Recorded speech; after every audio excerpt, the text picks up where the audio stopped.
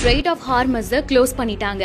யார் அந்த வழியா கிராஸ் பண்ண ட்ரை பண்ணாலும் சுற்றுவோன்னு ஈரான் மிகப்பெரிய வார்னிங் கொடுத்திருக்கு. ஸ்ட்ரெய்ட் ஆஃப் ஹார்மஸ்னா என்ன, ஏன் அது அவ்வளவு முக்கியம்? ஒரு ஸ்மால் சீ கேப் மாதிரி, ஒரு சைட் பெர்ஷியன் கல்ஃப். இங்கதான் கல்ஃப் கண்ட்ரீஸோட ஆயில் ஃபீல்ட்ஸ் இருக்கு. அந்த ஆயில் ஷிப்ஸ்ல லோட் பண்ணிட்டு வெளிய அனுப்பணும்னா அவங்க ஸ்ட்ரெயிட்டா ஓபன் ஓஷனுக்கு போக முடியாது. முதல்ல அவங்க பாஸ் பண்ண வேண்டியதுதான் இந்த ஸ்ட்ரெய்ட் ஆஃப் ஹார்மஸ். சிம்பிளா சொன்னா ஷிப்ஸ் வேர்ல்ட் மார்க்கெட்டை ரீச் பண்ணணும்னா இந்த ஸ்மால் கேட் வழியா தான் வெளியே போக முடியும். அது ஒரு மெயின் எக்ஸிட் டோர் மாதிரி. வேர்ல்ட்ல யூஸ் பண்ற ஆயில்ல ஆல்மோஸ்ட் 20% இங்க இருந்து தான் டெய்லியும் கிராஸ் பண்ணி வரும். மோஸ்ட் ஆயில் ஏசியாக்கு போகுது, மெயின்லி சைனா. இந்த ரூட் மேல டிபெண்ட் பண்ற countries Saudi Arabia, Kuwait, Iraq, Qatar, Bahrain, United Arab Emirates. So இப்போ இது க்ளோஸ் ஆயிட்டா வேற ஏதாவது ரூட் இருக்குமா? ப்ராப்பரான அல்டர்னேட்டிவ் ரூட் எதுவுமே இல்ல. ஈரானோட பவர்ஃபுல் மிலிட்டரி ஃபோர்ஸ் IRGC அபிஷியலா அனௌன்ஸ் பண்ணிருக்கு, ஸ்ட்ரெய்ட் ஆஃப் ஹார்மஸ் ஷிப்பிங் க்ளோஸ்ட்னு. மீறி கிராஸ் பண்ண ட்ரை பண்ணா அட்டாக் பண்ணுவோம்னு. ரீசன் இஸ்ரேல் அண்ட் US சேர்ந்து ஈரானோட சுப்ரீம் லீடரை கொன்னதுனால. ஹார்மஸ் க்ளோஸ் ஆச்சுன்னா